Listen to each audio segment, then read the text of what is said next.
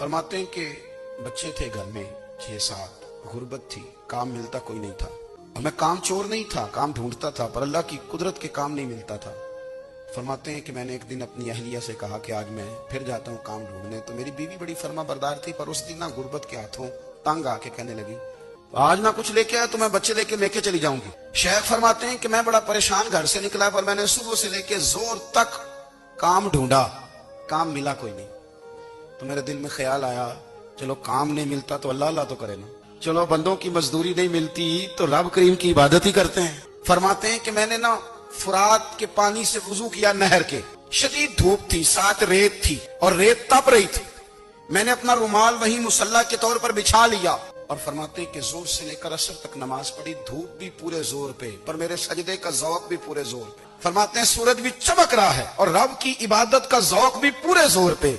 मैं सजदा करूं तो फिर मेरा उठाने को जी ना चाहे। फरमाते हैं कि असर तक मैंने नफल पढ़े, दिल ढलने लगा, असर की नमाज पढ़ी और मैं वहां से चला। अब मैं जब निकलने लगा तो दिल में ख्याल आया कि छोटी छोटी दीवारें हैं घर की, बगैर कुछ लिए जाऊंगा तो बीवी दूर से देखेगी तो शोर करेगी कि फिर खाली हाथ आ गया है।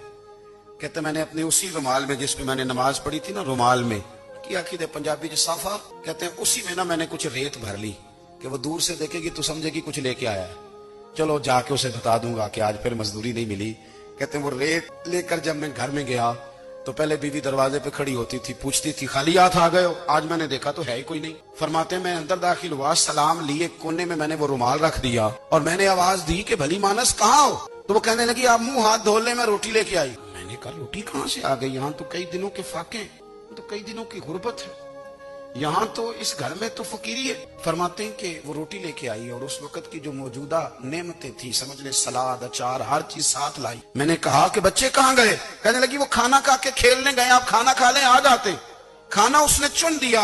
मैंने हैरत अंगेज लहजे में सारी नेमतें अपने दस्तरखान पे देख करके बीवी से पूछा ये कहाँ से आया खाना, बच्चों को तूने कहाँ से खाना खिलाया, ये सारा कुछ कैसा है। तो कहने लगी पता नहीं आज आप किस करीम की मजदूरी करने चले गए थे, पता नहीं किस करीम की, मेरे घर में तो इतनी नेमतें आई हैं कि मुझसे संभाली नहीं जा रही, इतना अनाज है, इतना गंदुम है, किस करीम के दरवाजे आज चले गए थे।